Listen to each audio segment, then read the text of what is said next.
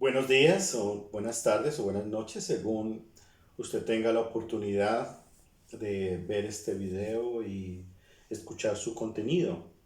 Videos que tienen como propósito proclamar la palabra de Dios, las escrituras, la Biblia Santa, que el pueblo cristiano bíblico honra y la tenemos, digamos, como nuestra norma de fe y conducta.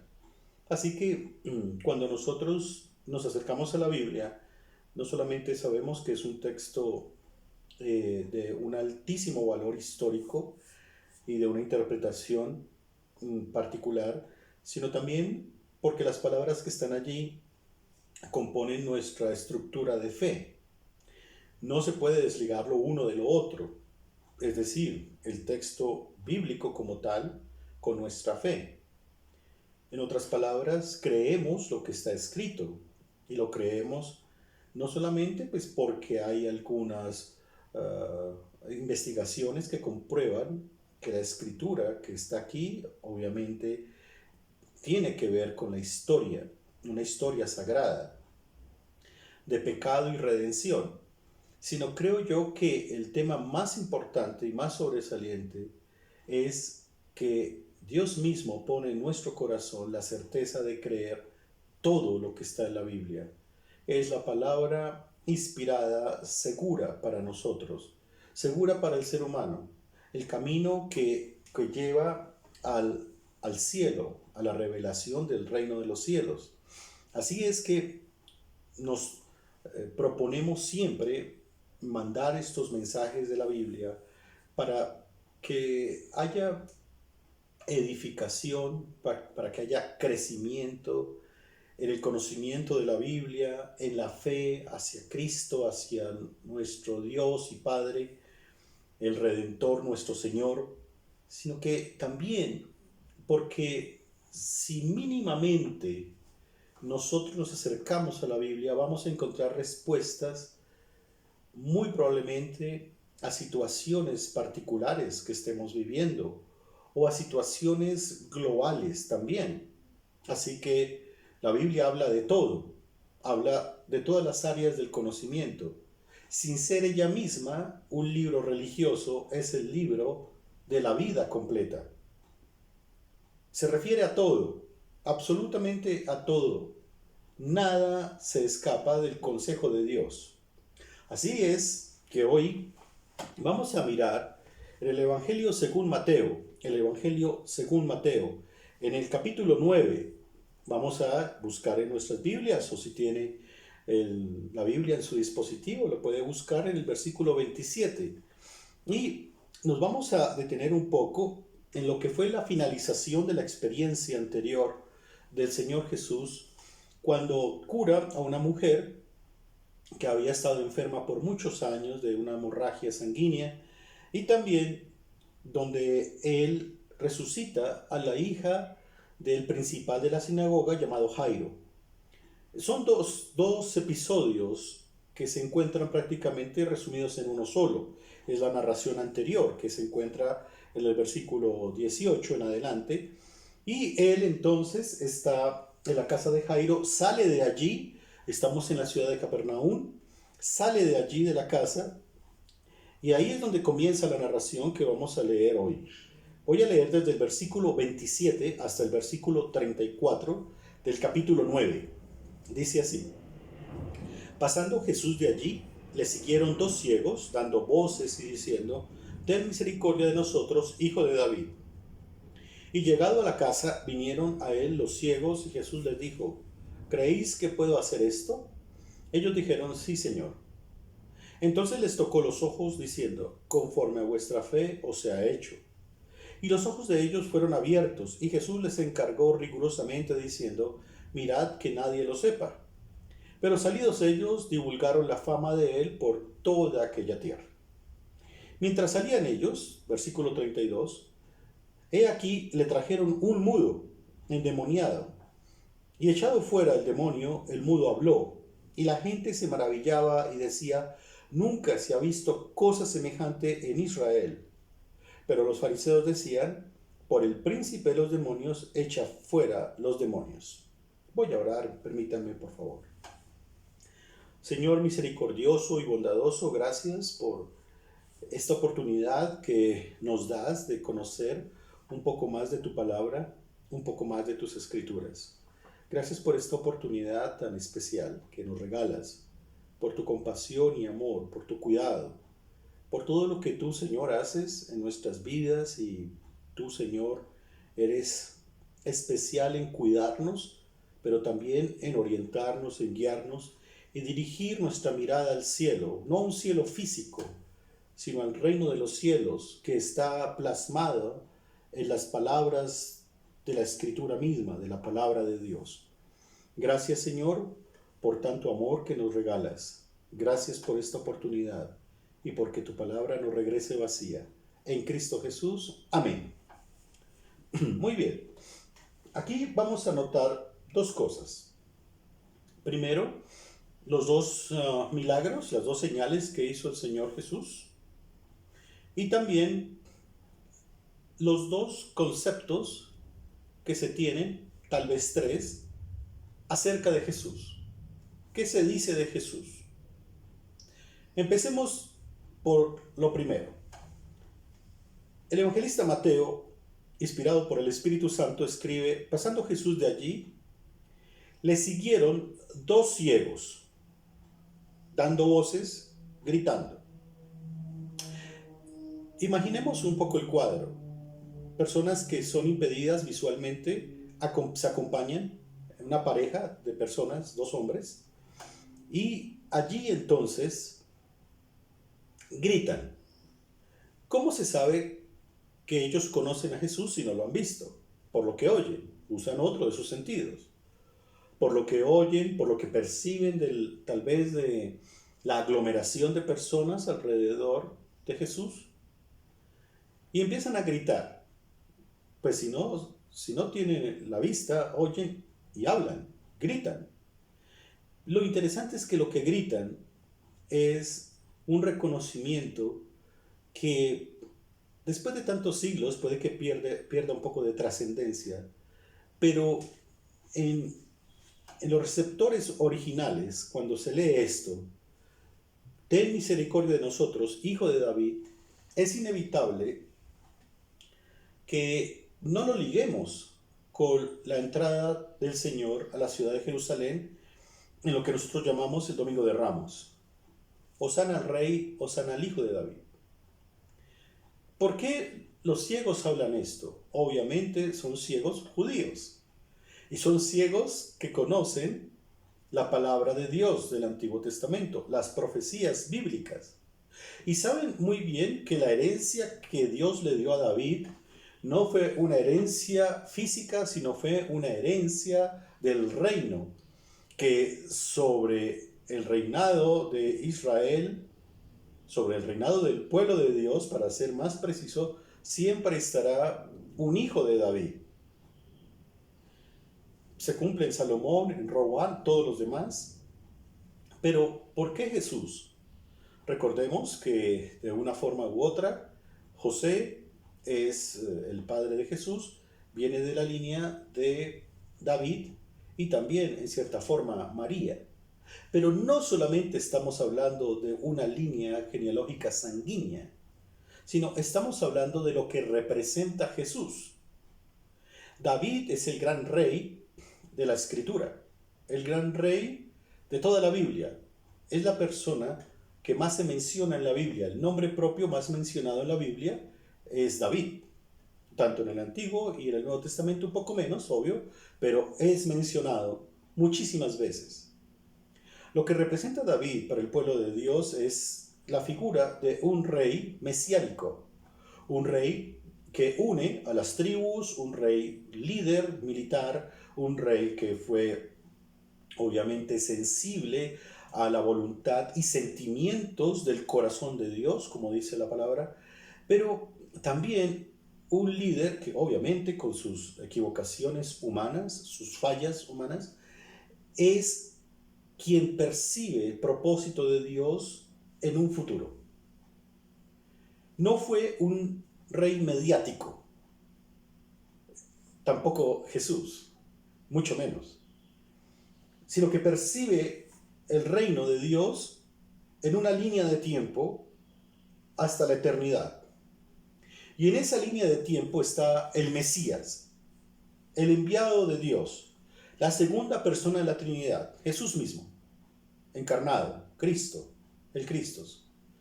Entonces, cuando estos ciegos, tal vez humildes, probablemente hasta mendigos, llamémoslo así, sin ningún tipo de seguridad social, sin ningún tipo de asistencia médica, le gritan a Jesús, ten misericordia de nosotros, hijo de David, están entendiendo ellos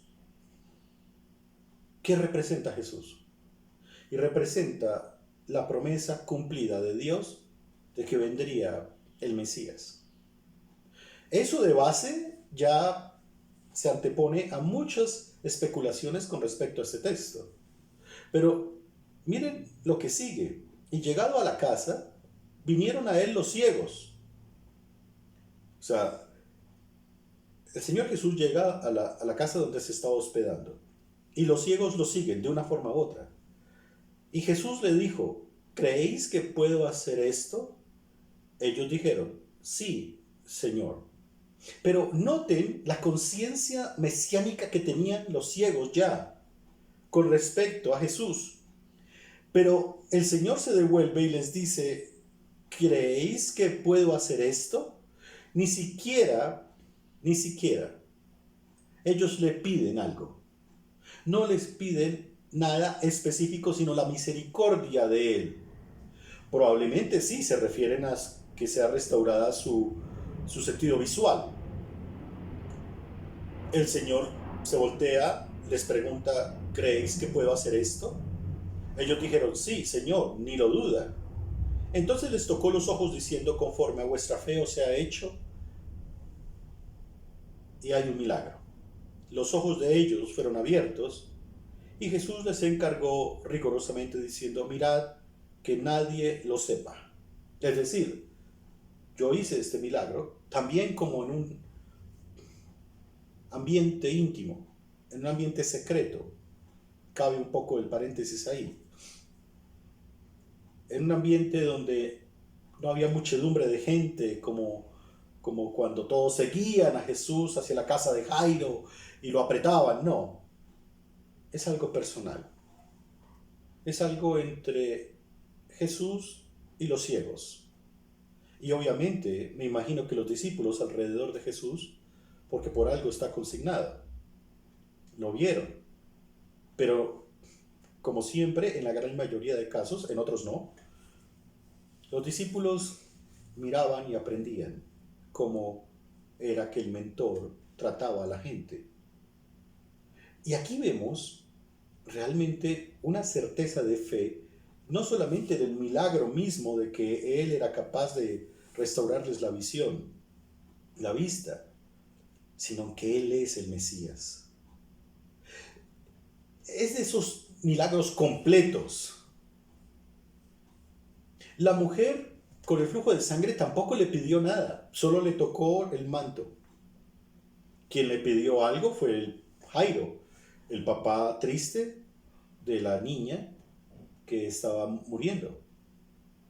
Pero estos no le piden nada. El endemoniado de Gadara tampoco le pide nada. Leví el publicano tampoco le pide nada. Mateo, quien escribió esto, tampoco le pidió nada. Y el Señor se los dio. Pero estos hombres lo que pedían era misericordia. Y la misericordia es un don de regalo especial a quien no lo merece. Es la gracia de Dios ejecutada a quien no la merece. Y el Señor lo hizo. Y les restauró la vista. Y les dice que no divulgaran. Ahora, ¿qué era lo que ellos después iban a divulgar? Porque aunque Jesús les dice que no lo digan, que nadie lo sepa, ellos salen y lo divulgan, la fama de Él por toda aquella tierra. Pues si lo llamaban a Él hijo de David, y eso era un título altísimo, pues el ambiente religioso y el ambiente social se iba a conmocionar muchísimo. Eso es como cuando llegan los reyes magos a Jerusalén y le preguntan a Herodes, ¿dónde está el rey? Y Herodes es el rey. Es la aplicación similar en este caso, donde ellos proclaman que es el hijo de David, es decir, el enviado, el Mesías, y el Señor dice, mira, he hecho el milagro con ustedes, pero no lo divulguen, porque aún no era el tiempo para divulgar, para que se conmocionara todo Israel, Capernaum en Galilea y la Judea en Jerusalén, sobre todo porque todavía no era el momento. De aquí en adelante, las reflexiones que vienen del Evangelio de aquí en adelante, son reflexiones donde está acompañada de un contexto de oposición, de hay violencia y agresión contra el Señor, hay difamación, hay mentiras, pero, y ya lo vamos a ver en un instante. Tal vez por eso el Señor les dice a ellos que no lo comenten. Al ex endemoniado le dijo, ve y coméntalo. Son cosas interesantes del Señor Jesús, pero tiene que ver con un propósito específico de la proclamación del Evangelio del reino de los cielos. Así es que ellos van y lo divulgan. Pero importante que los ciegos decían de Jesús, es el hijo de David. Le llamaron Señor, creyeron en él y el Señor los sana. Vamos a la otra señal, al otro milagro. Mientras salían ellos, los ciegos, he aquí, le trajeron un grupo de personas a un endemoniado, a una persona que en su momento estaba poseída por un demonio. Y echado fuera el demonio, el mudo habló. ¿Qué pasaba? Aquí la persona estaba poseída por un demonio que le impedía hablar. Lo interesante es que los ciegos sí podían hablar y gritar. Ahora este no puede hablar porque tiene un impedimento no de carácter patológico, sino de posesión. Y tiene una posesión demoníaca. Jesús echa fuera el demonio y el mudo habla. Y la gente se maravillaba, y entiéndase, tal vez discípulos y los que llevaban al hombre mudo, y la gente se maravillaba y decía, nunca se ha visto cosa semejante en Israel. Aquí quiero parar un momento, porque esto se repite en los 4 evangelios. Los 4 evangelistas repiten esta frase una y otra vez. No tengo la cifra de la cantidad de veces que mencionan esto. Y nunca se había hecho estas señales en Israel. Y la gente decía, nunca se había hecho esto en Israel. Bueno, esa palabra nunca es muy común en nuestro castellano, ¿no? El nunca y siempre son palabras que hay que usar con mucho cuidado. A veces cuando hay un altercado, de pronto cuando hay un roce, una diferencia, se usa siempre el siempre o se usa es que usted nunca, y hay que también verlo con cuidado. Pues primero, nunca se había hecho esto en Israel y hay que creerlo así. Pero entendamos también la memoria del pueblo. Ellos no tenían acceso a los medios tecnológicos que hoy tenemos. Los medios de comunicación, la tecnología virtual y la tecnología de radiodifusión y televisiva, todo este rollo de los medios. Ellos que tenían tradiciones orales basadas en tradiciones escritas que obviamente eran divulgadas en la sinagoga. La sinagoga era el medio de comunicación. ¿Qué señales podría acercarse a las señales de Jesús? Las señales del Éxodo con Moisés, las señales de el profeta Elías y profeta Eliseo en el Israel de Acab, y después Jezabel. Son señales fuertes, profetas evidencialistas, pero también profetas escriturales como Samuel, y que iba de un lugar a otro hablando, Pero sí hay una realidad. Nunca, nunca se había hecho estas señales. Ni las señales de Jeremías con sus mensajes escatológicos, ¿no? No se había hecho. Y eso es verdad. El Espíritu Santo nunca se había visto cosa semejante en Israel. Y no solamente en el Israel contemporáneo de los primeros receptores del mensaje de Jesús, sino en el Israel histórico. En el Israel histórico. Y esto impacta. Y debe impactar. No solamente decir, hay otro curandero, hay otro exorcista, otro charlatán. No. Es Jesús.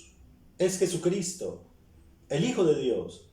Y que según Juan dice que Él hizo muchas otras cosas que no están escritas en este libro. Pero las que están escritas para que creamos que Él es el Hijo de Dios y creyendo tengamos vida en su nombre. Ese es el resumen del Evangelio.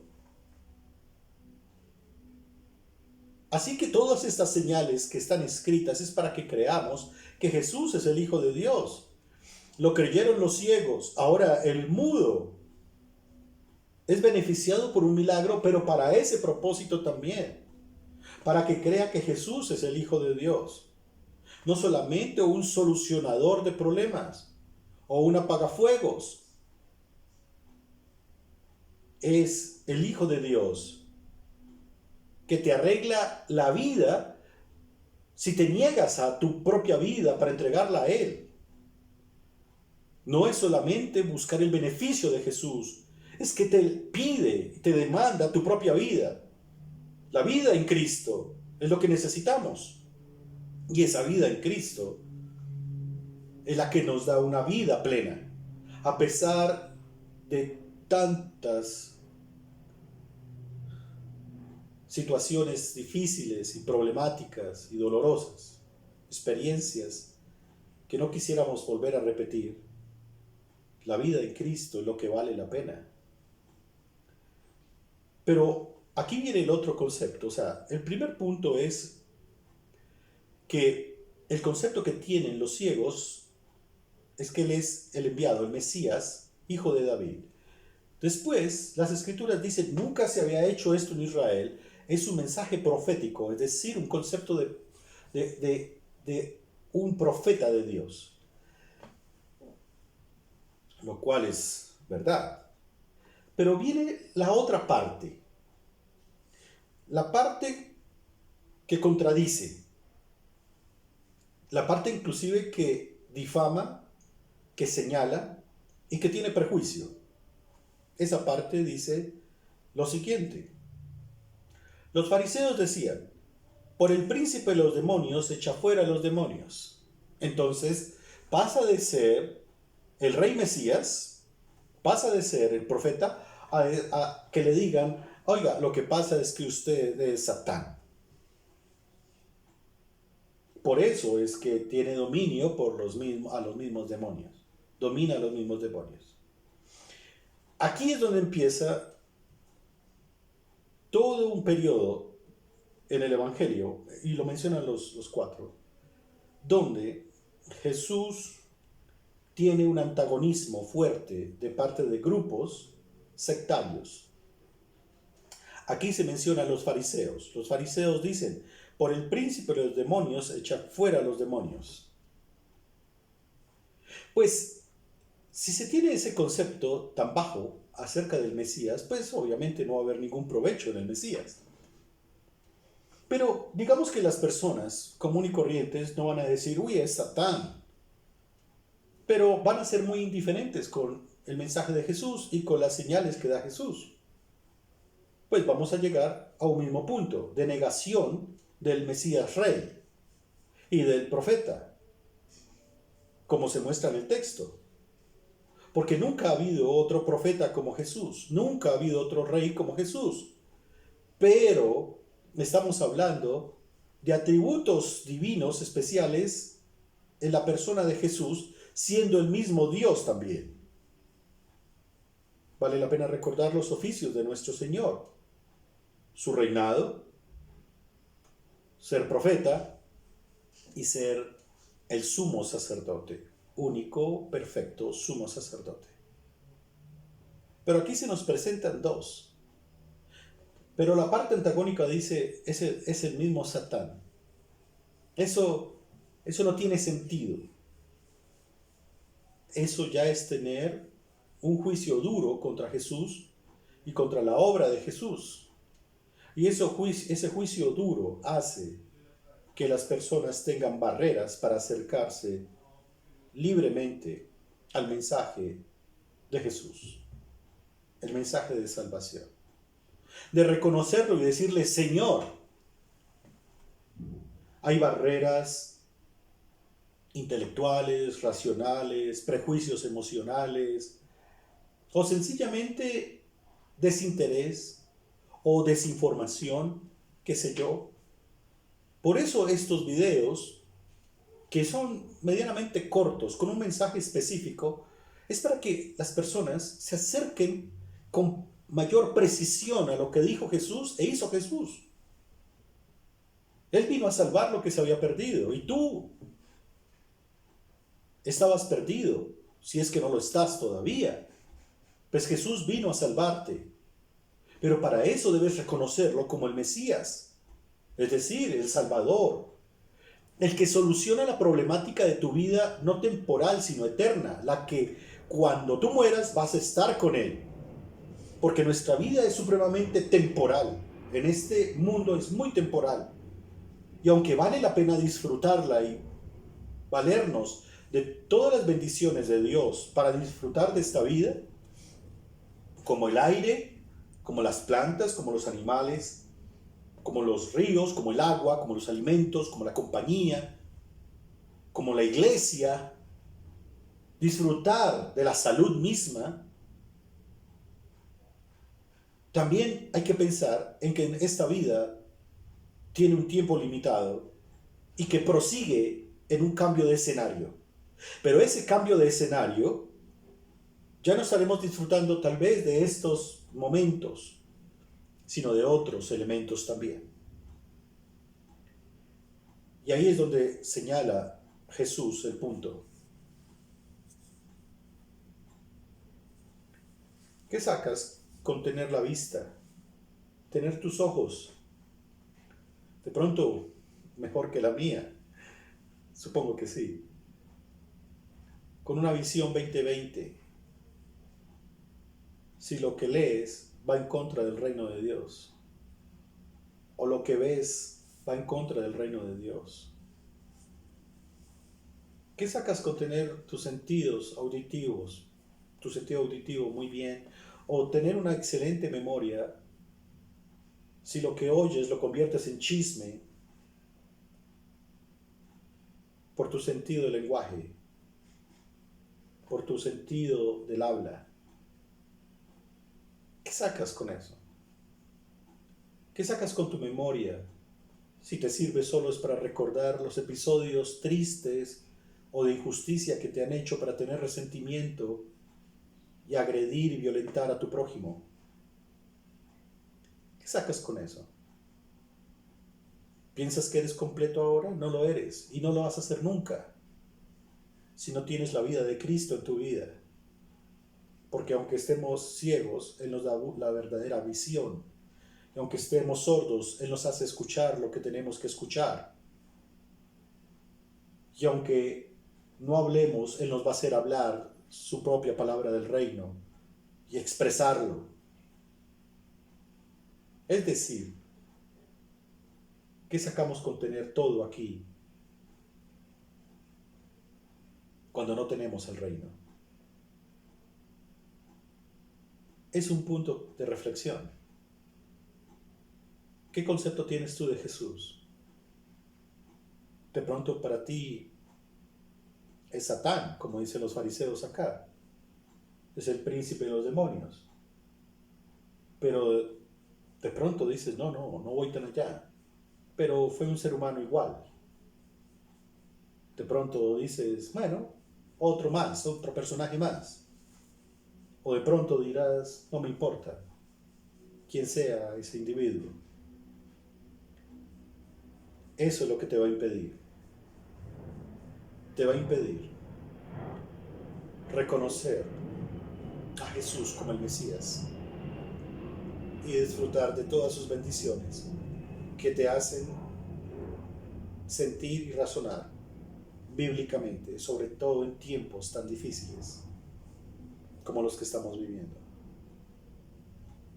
Es relacionarte con quien te creó, es relacionarte con quien te salvó. Y cuando te relacionas con Él, toda tu vida cambia. Lo que era prioritario ya no se vuelve prioritario. Ahora se vuelve prioritario honrar a Jesús y darle la gloria por siempre. Que el Señor te bendiga. Gracias.